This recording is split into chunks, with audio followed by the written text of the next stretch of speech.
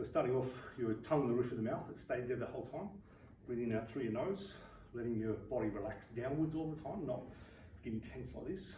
So aim to relax down all the time. Breathing into the belly, letting this part move too. We're just not drawing the breath up this way all the time. That'll make the neck constantly tight. So we're just putting weight into the right leg, and the left leg, we're just circling the ankle. You can think about making the knee make a circle, and the ankle be loose. Or if you can, you put your awareness actually in the ankle and make it circle. The other way. From the side, it looks like that.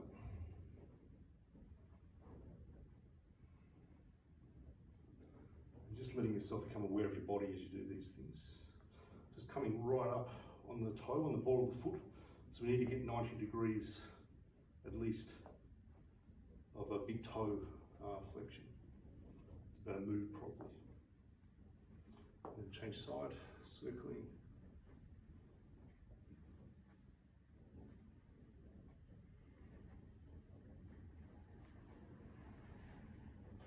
The other way.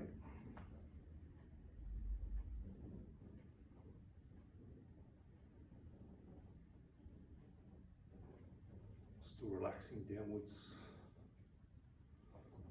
Lift up the foot, let the toe bend. Put a little bit of pressure through that big toe, just a little bit, not too much. If you put too much, I've found it can stir up the sheath around the tendon. It's not good. It'll take a while to get rid of.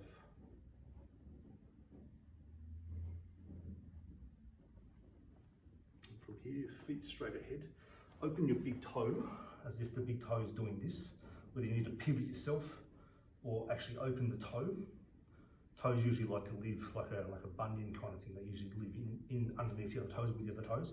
Want to splay it out. So I've got that splayed. And from here, keeping a little bit of pressure in the big toe the whole time. Coming up, just relaxing breath into the belly. 5 seconds up. Hold for 5.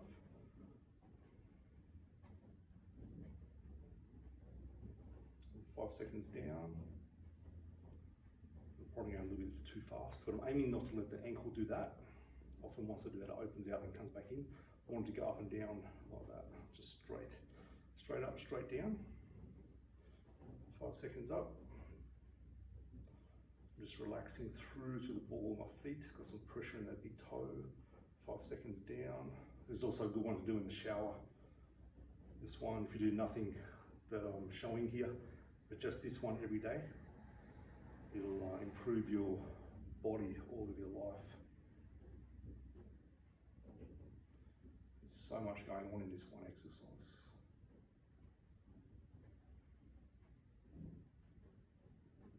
Bring your feet together. Hands on your knees. Let the knees slowly circle. Just small circles, keeping your feet flat on the floor. So not letting the feet come off like this. That's too big, it's too much shear force on the knee. The leg and the whole body has spiral-like functions. I don't see enough of this done to warm people's joints up. It's hugely useful. And the other way. Still just slow, feeling into the ground, aiming to feel both feet on the ground, especially getting awareness through that left heel, left foot. Then we're bending the knees back and forward. Keeping the weight in the heels, especially in the heels. So you take the pressure out of the front of the knee. About 10 circles, 10 knee bends is good for this.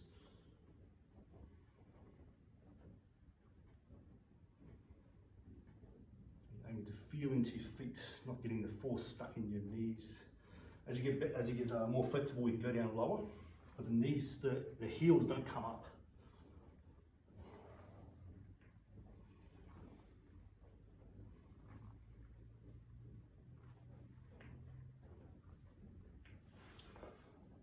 Feet shoulder width, feet straight ahead, hands on the hips, let the hips circle. So just starting off small circles and gradually getting bigger as you're feeling out what your body's doing. So with all these joint rotations, you just start with small circles first, feel how the body's going, moving fairly slow as well to feel into the body.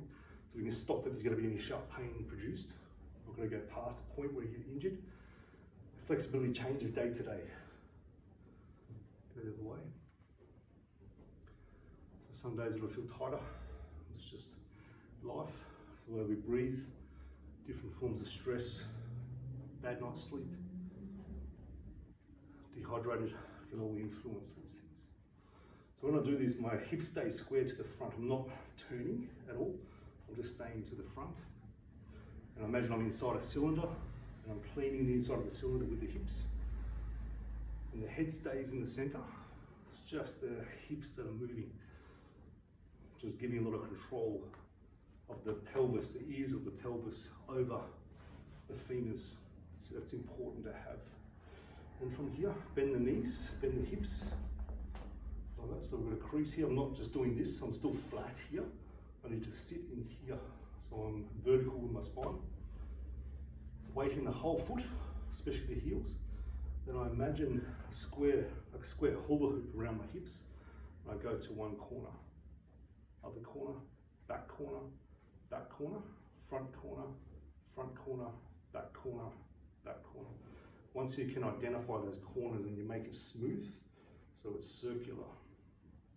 This is hugely important for the hips and the body for you to be able to do.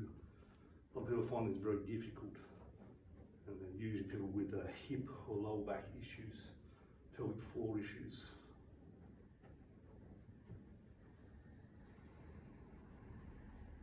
So the whole body gets involved in this too, it's okay. And as your hips become more flexible and more softer, in Tai Chi we talk about the joints, the muscles becoming softer. It's just more fluid. Go the other way. So you can start off with the square first. So I'm putting my awareness into my pelvis and I'm aiming to soften as if it's like really tight in there. I'm getting it to ease off with less compression in there. And then I circle. So about 10 circles each way is good. You can do this up to 30 circles, 50 circles even. I've done this for 10 minutes each direction for quite a few months to really open up my pelvis and got rid of hip problems that I had. This can make your body quite hot too in terms of warmth. Then from here, turn your feet in, just to what's comfortable. Should be no pressure on your knees with this. If there is, less turning. Same deal. So the weight's still in the heels, in the whole foot as well. And we're doing the circle with the thighs internally rotated. This is really important to do.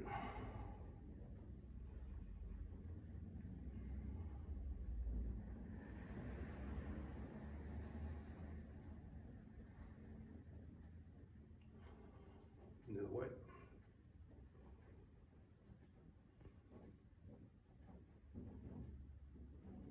So this is getting more neuromuscular control over your body.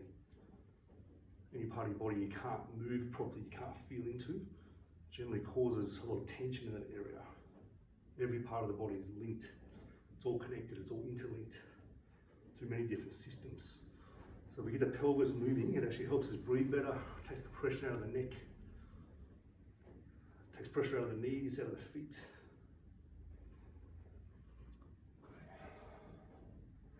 Last one for this series, keeping your knees bent still sitting in that hip. Feel your weight sink into the feet. Let it spring, so you're springing in the hips and the knees, not just stiff here and just the hips, just the knees. Springy, and we imagine an axis through the body, like a balloon drawing up through the top of your head. So you are suspended from the top of your head. Everything hangs from there. We're letting the hips turn, waist turn. Your arms really limp, loose, as if your hands have a weight. Your arms are a rope. So the arms have no power of their own. They're just moving because of momentum. They're swinging because of the turn of your hips. So the focus is here, this region. Make that part drive the motion. And the more I turn my hips, as long as there's no compression in the knees, should be no pain in the knees at all. As long as the knees stay off the lock, you take a lot of shear force out of the knees. This will put rotation through the entire body, through the feet, ankles, knees, fibula, heads, both the hip joints, circle that joint at the back, lower back, ribs, neck.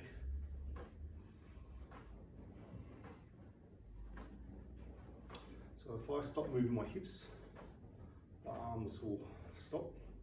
I start moving my hips, the arms swing. We want that kind of relaxation. My legs are fried a little bit at the moment from the previous exercise. This is really good. I'm still feeling into the ground with both feet. Our bodies are neurologically wired to be right side dominant. So people often feel the right side of the body, the right foot, grounding through the area pretty well, but not much compared to the left, in the left. So I want to feel both legs, especially the heel of the left side.